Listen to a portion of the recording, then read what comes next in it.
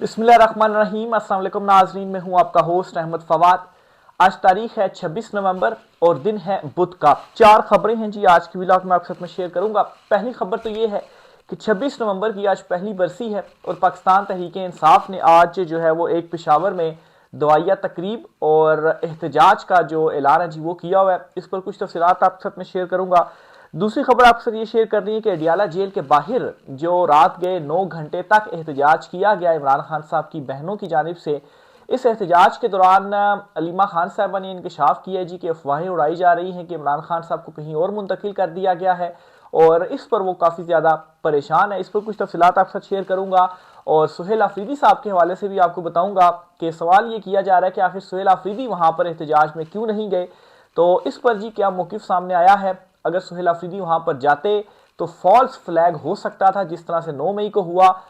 जो पाकिस्तान तहरीक इंसाफ इमरान खान साहब क्लेम करते हैं, तो इससे ये हो सकता था कि इमरान खान साहब को शायद एक मजीद बहाना मिल जाता कि कहीं और शिफ्ट कर दिया जाए या मुलाकातों पर मुकम्मल ही पाबंदी जो है वो लग जाती। तो इसलिए वो नहीं गए। क्या मौकिफ सामने आया उस पर भी कुछ तफसीलात आपके साथ में शेयर करूंगा। फिर जी एक जर्नेली ख्वाब का आज बड़ा तस्करा चल रहा है कि एक साबिक आर्मी चीफ थे जी, उन्होंने एक मार्शल लॉ के दौरान अपने एक ख्वाब देखा था, जर्नेली ख्वाब देखा था और वो ख्वाब आज पूरा किया जा रहा है। ये जर्नेली ख्वाब क्या है जी, वसतुल्ला खान साहब हैं, बड़े सीनियर जर्नलिस्ट, उन्होंने एक कॉलम की शक्ल में लिखा है जी। इस पर भी कुछ तफसीलात हैं, वो भी आपके साथ में शेयर करूंगा। पहली खबर तो आपके साथ शेयर करता चलूँ जी, एक रिपोर्ट से मुतलिक एक रिपोर्ट सामने आई है और उस रिपोर्ट में ये बड़ा इंकशाफ किया गया है कि बेरोजगारी मुल्क के अंदर माशी सूरत हाल इस कदर बिगड़ चुकी है कि बेरोजगारी गुज़श्ता 21-22 साल की बुलंद तरीन सतह पर आ चुकी है और 2003-2004 के मुकाबले में 2025 में बेरोजगारी बुलंद सतह पर है। पहले नंबर पर जो है वो केपी और फिर दूसरे नंबर पर पंजाब जो है। इन दो सूबों के अंदर जो बेरोजगारी है जी वो 21 साल जो रिकॉर्ड है जी वो तोड़े गए हैं। तो इससे साफ जाहिर है जी कि जो मैशत है वो बिल्कुल चल नहीं रही।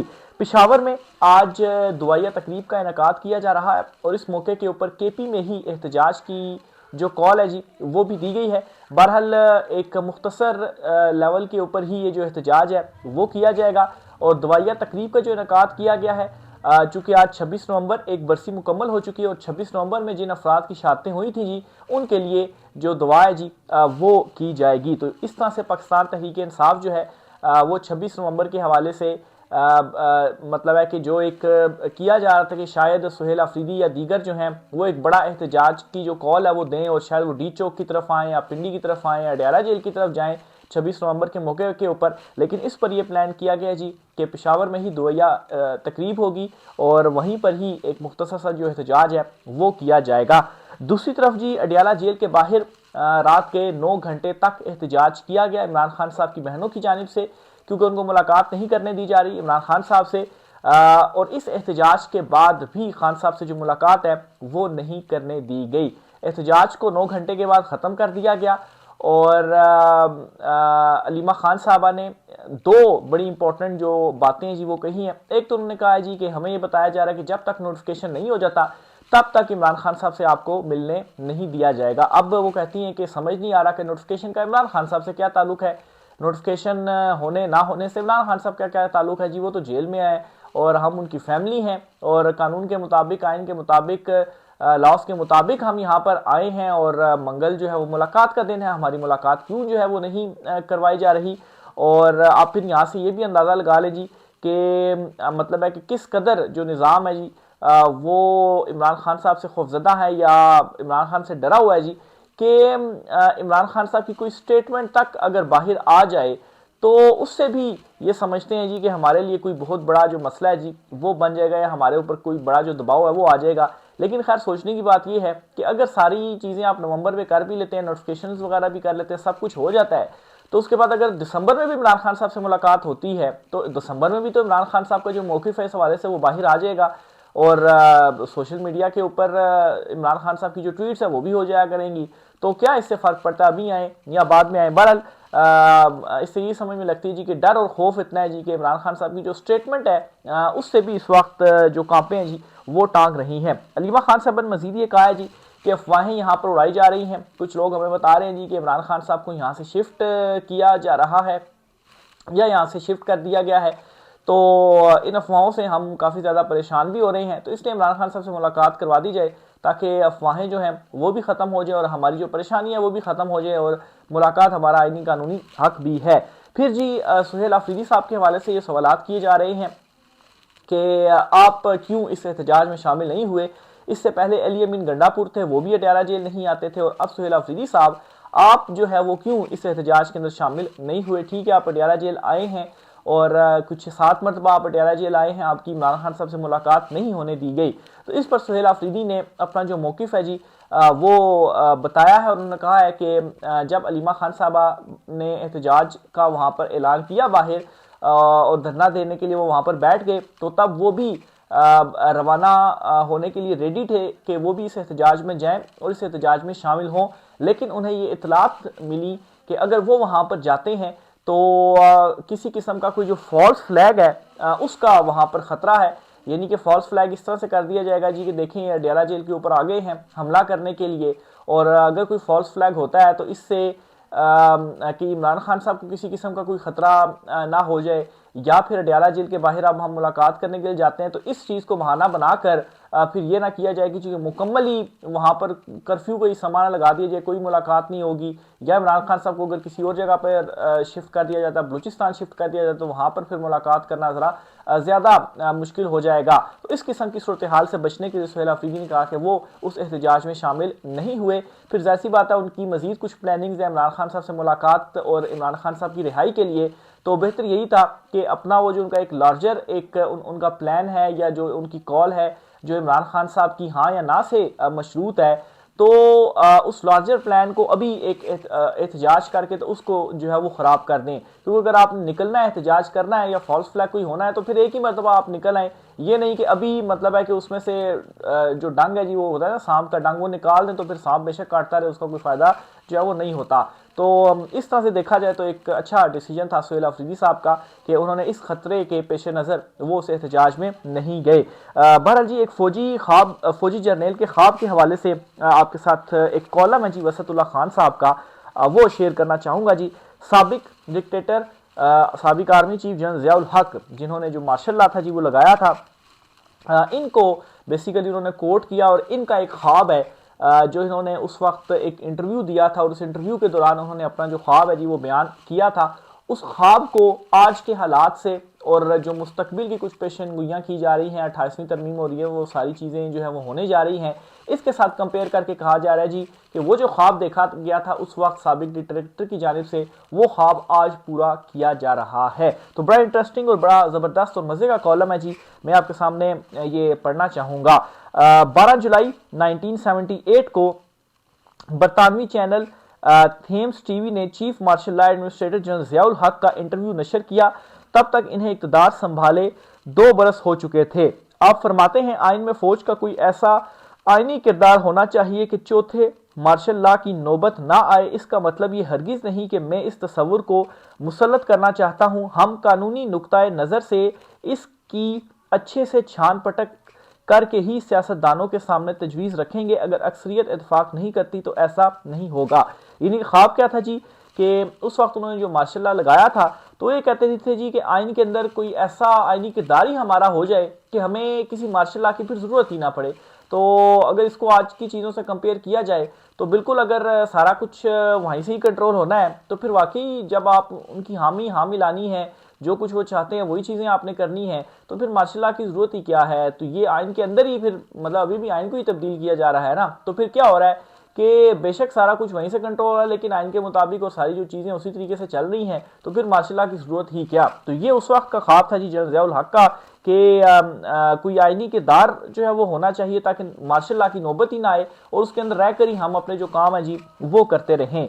सवाल पूछा गया मगर 1973 के आइन में तरमीम के लिए 2/3 अक्सरियत दरकार होगी। तो इस पर ज़ियाउल हक ने कहा मुझे बतौर chief marshal law administrator supreme court ने नज़रिया ज़रूरत के तहत आइन में तरमीम का इख्तियार दे रखा है। तो उस वक्त जनरल ज़िया ने कहा, और आज की सूरत हाल आप देख लें जी, आज भी आइनी अदालत बनी हुई है और आइनी अदालत जो है वो कहती है बिल्कुल ठीक तरमीमें हो रही हैं और आईनी अदालत चाहेगी तो सदर का जो तहयात इस्तिस्ना है वो भी ख़त्म कर देगी, लेकिन बाकी इस्तिस्ना ख़त्म नहीं करेगी। तो अभी भी आईनी अदालतें जो हैं वो भी अब जो है वो कहती हैं कि सब बिल्कुल ठीक है, आइन में जो तरमीमें हैं वो आप करें। फिर सवाल पूछा कि आप ऐसा क्यों करना चाहते हैं, क्या आइन गैर इस्लामी है?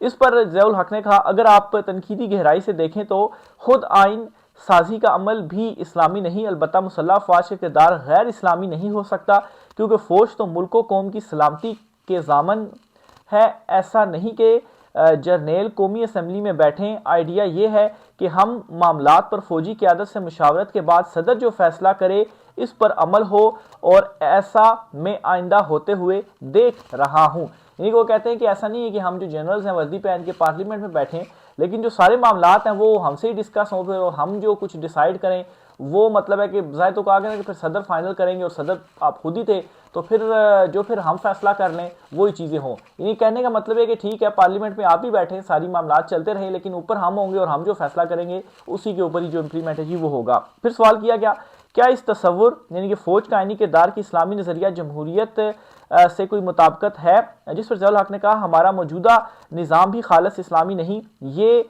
एक तरह की खिचड़ी है और ये इसी तरह रहेगा। ज़ियाउल हक ने बाद गैर जमाती मजलिस शूरा से फ़ौज को बाकायदा आईनी किरदार दिलवाने की कोशिश की। मजलिस शूरा ने मार्शल लॉ उठाने की कीमत के तौर पर 8वीं आईनी तरमीम की शक्ल में ज़ियाउल हक को बतौर एक ताकतवर सदर 58(2)B के तहत हुकूमत और असम्बली बर्तरफ करने के स्वाबदीदी इख्तियारात जो है वो थमा दिए, मगर कौमी सलामती कौंसल का आइडिया तस्लीम नहीं किया। 58(2)B से मुसल्लह सदर को वैसे भी इस आइडिये के मुस्तरद होने से कोई फ़र्क नहीं पड़ता था। यानी कि ज़ाहिर सी बात है उनको फिर इख्तियारात मिल गए, तो फिर मज़ीद उनको और क्या चाहिए, जब वो चाहें असम्बलियाँ जो है वो तोड़ दें, और उनको जो है वो इख्तियारात भी मिले हुए हैं। अब काफ़ी लंबा कॉलम है, बीच में मैं कुछ चीज़ें जो है वो स्किप करता हूँ, और मेन जो इन्होंने मज़ीद कुछ इंपॉर्टेंट बातें की हैं इसके अंदर मौजूदा हालात के हवाले से, ये आपके सामने जो है वो मैं रखना चाहूँगा।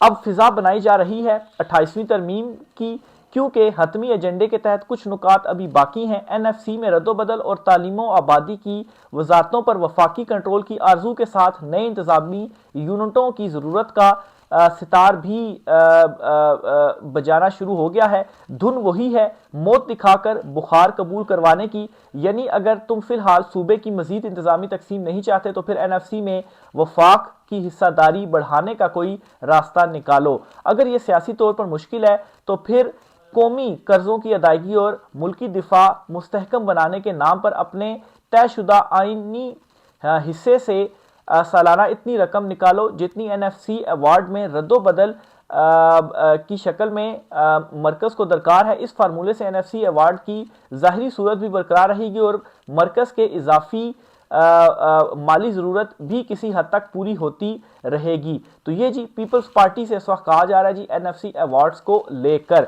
और अगर पीपल्स पार्टी ऐसा नहीं करती, अगर तुम ना FC अवार्ड में तब्दीली चाहते हो और ना ही वफाक को किसी और तरीके से मतलूबा रकम देना चाहते हो, तो फिर हमें ना कहना। अगर किसी रोज़ कोई शहरी या तंजीम या इदारा तुम्हारी अपनी ही बनाई हुई वफाकी आईनी अदालत में दरखास्त दायर कर दे कि कौमी इक़्तिसादी और दिफाई सलामती व इस्तेहकाम की खातिर NFC अवार्ड के फार्मूले पर नजर सानी का हुक्म जारी किया जाए, तो जाहिर सी बात है जब ये हुक्म जारी किया जाएगा तो फिर उसके बाद आपको, तो चूंकि हमने बांधा हुआ है, तो फिर आपको आईनी अदालत का जो हुक्म है जी उसके ऊपर इम्प्लीमेंट करना पड़ेगा। तो ये जी इन्होंने वो जो सारे ख्वाब थे और वो ख्वाब पूरे किए जा रहे हैं आहिस्ता आहिस्ता, और अब 28वीं तरमीम की शक्ल में मजीद जो अपनी जो ख्वाब था जी उसको हासिल किया जा रहा है, और पीपल्स पार्टी को साफ साफ ये जो पैगाम है जी वो दे दिया गया है। इसके अलावा एक दो चीज़ें और भी इन्होंने बड़ी इंपॉर्टेंट लिखी हैं, मैं ज़रा वो ढूंढ लूँ कि थोड़ा सा जो है वो शायद आपको इंटरप्शन महसूस होगी, लेकिन एक पैराग्राफ है बड़ा इंपॉर्टेंट इनकी जानिब से लिखा गया है, जिसमें बेसिकली जिक्र कर रहे हैं कि जो पुरानी एस्टैब्लिशमेंट थी ना, उनकी जानिब से जो गलतियां की गई, जो प्लान उनके अधूरे रह गए थे, तो जो मौजूदा है ना वो इस किस्म की कोई गलती नहीं कर रहे। वो गुज़श्ता की जो गलतियां हुई थी उनसे सीखने के बाद, और जो उनके प्लान थे वही मतलब है कि इस टाइम पर भी वही प्लान है, लेकिन इस वक्त तक कोई जो गलती है वो नहीं छोड़ी जा रही, और प्रीवियस एस्टेब्लिशमेंट से अभी जो मौजूदा है ना, वो मतलब है कि एक एक चीज़ बड़ी प्लानिंग के साथ जो है वो कर रहे हैं, और अपने जो टारगेट्स हैं जी वो भी अचीव कर रहे हैं। ये एक पैराग्राफ है जी। ये तो मानना पड़ेगा कि मौजूदा बादशाह अगर एस्टेब्लिशमेंट पहले से कहीं सियानी बादशाहगर एस्टेब्लिशमेंट पहले से कहीं सियानी है, वो साबकीन की तरह महज डंडे और धमकी से काम नहीं निकालती, बल्कि माशरत और सियासत पर टोटल कंट्रोल के लिए डंडे के साथ साथ स्ट्रेटेजिक सब्र और तदबीर से भी काम ले रहे हैं। तो ये वो एक छोटा सा पैराग्राफ था जी, बड़ा इंपॉर्टेंट, कि माजी और अब में क्या फ़र्क है, और असल में जो प्लान है वो माजी के ही थे, और अब उसको जो है वो नए अंदाज में इंप्लीमेंट किया जा रहा है। तो वसतुल्लाह खान साहब हैं जी, BBC में उन्होंने ये आर्टिकल लिखा है। आप मुकम्मल पढ़ना चाहें तो विजिट कर सकते हैं, पढ़ सकते हैं। राय का सर कीजिएगा। आज की व्लॉग से इतना ही, इजाज़त दीजिए, अल्लाह हाफिज़।